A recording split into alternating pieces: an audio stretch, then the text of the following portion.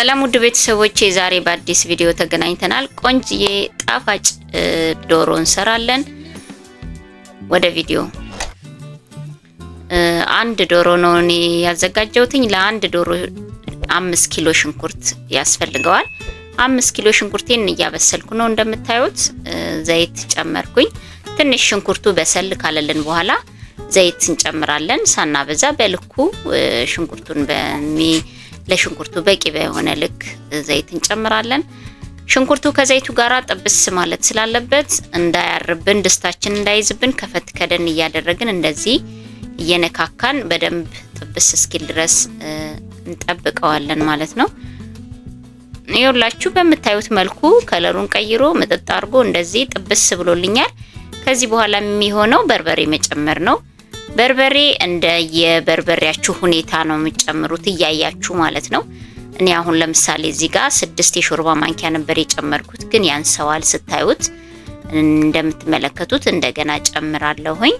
ይኸው በምታዩት መልኩ በርበሬያችሁን እያያችሁ የበርበሬውን መጠን መመጠን ትችላላችሁ ማለት ነው። አሁንም ትንሽ አነስ የሚለው ይመስለኛል። በተወሰነ መልኩ እንደዚህ እያያችሁ ጨመር እያደረጋችሁ በደንብ ጥብስ ማለቱን ማረጋገጥ አለብን ማለት ነው። እንደምታዩት ይኸውላችሁ 9 ማንኪያ አሁን 3 ሾርባ ማንኪያ አጠቃላይ 12 የሾርባ ማንኪያ ነው የተጠቀምኩት። በርበሬያችሁ የሚያሰማ ከሆነ ደግሞ እንደ በርበሬያችሁ ሁኔታ መጠቀም ትችላላችሁ። በርበሬ ከጨመርን በኋላ በደንብ ጥብስ ማለት አለበት በርበሬው ከዘይቱ ከሽንኩርቱ ጋራ። ምክንያቱም በደንብ ካልተጠበሰ በርበሬው በደንብ ጥብስ ብሎ ካልተቆላላ ያቃጥላል። ወጡ ስንመገበው ስለሚያቃጥለን ከፈት ከደን እያደረግን እንደዚህ እሽት ማድረግ አለብን በደንብ አድርገን ማለት ነው። የተወሰነ ጊዜ ይወስዳል። ዶሮ ግን ቀለል አድርገን ደግሞ በዚህ መልክ መስራትም እንደምንችል ለማወቅ አለብን ማለት ነው። ይኸውላችሁ በርበሬ የተጠበሰልኝ ነው። ጥብስ ካለ በኋላ የምንጨማምረውን ግብአቶች ደግሞ እንጨማምራለን። እንደዚህ እሽት ማለት አለበት።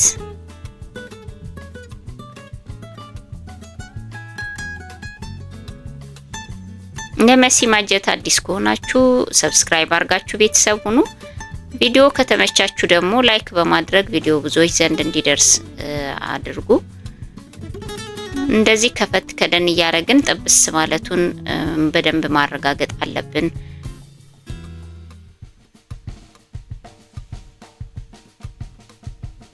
ነጭ ሽንኩርት 2 የሻይ ማንኪያ ነው የጨመርኩት። አሁን ኮረሪማ 1 የሻይ ማንኪያ፣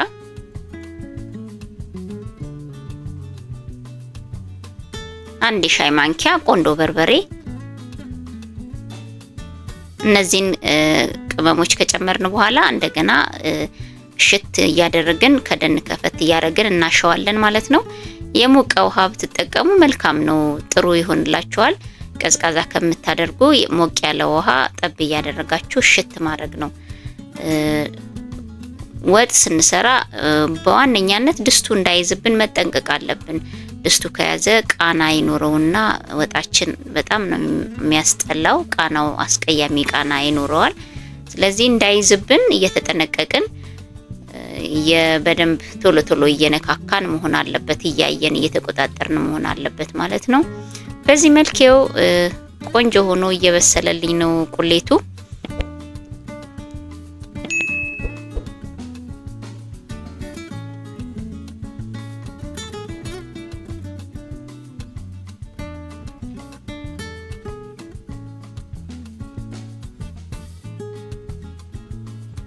ጊዜ ይወስዳል የተወሰነ፣ ግን ቀለል አድርጎ ለመስራት መሞከር ነው።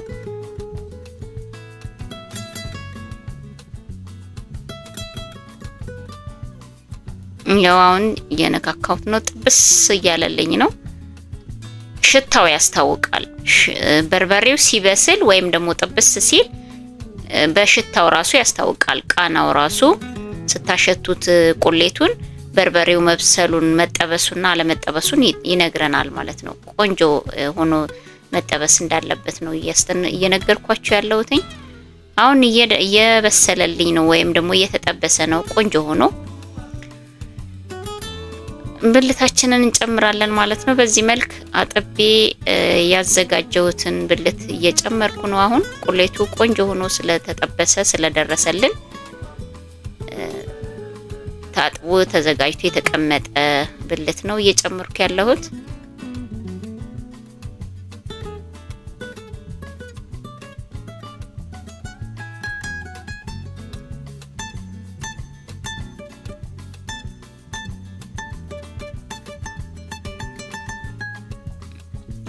ይሄው ጨምረን እየነካካን ነው።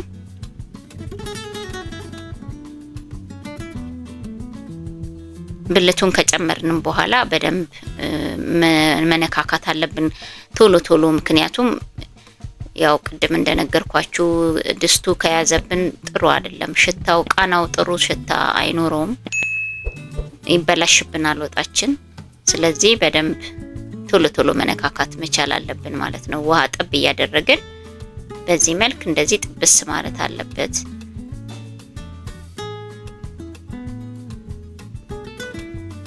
ይሄው እንደምትመለከቱት ይውላችሁ ቆንጆ ሆኖ እየደረሰ ነው። ዶሮዎችን ጨው ነው መጀመሪያ ላይ እየጨመርኩትኝ። ከዛም በኋላ መከለሻ 1 ማንኪያ መከለሻ ጨመርኩኝ።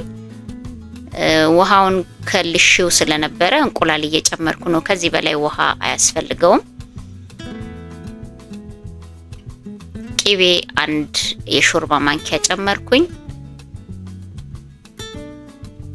ይሄውላችሁ እንደምታዩት ዋው ሽታው ራሱ ቤቱን ውድ ነው ያደረገው። እንደምትመለከቱት በጣም ጣፋጭ ነው። ሰርታችሁ ሞክሩት።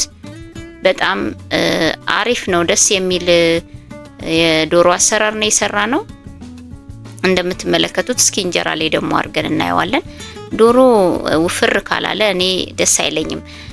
ስታወጡት ጭልፋ ላይ ወጥት ስታረጉት ዝርር የሚል ዶሮ ጥሩ አይደለም። እንደዚህ ውፍር ያለ ቆንጆ የዶሮ ሰርታችሁ ተጠቀሙ፣ ሞክሩ ትላችኋለሁ። ቀምሼ ደግሞ አሳያችኋለሁ። ዋው በጣም ጣፋጭና በጣም አሪፍ የዶሮ አሰራር ነው የሰራ ነው። ቀጣይ ቪዲዮ እስክንገናኝ ባይ ባይ።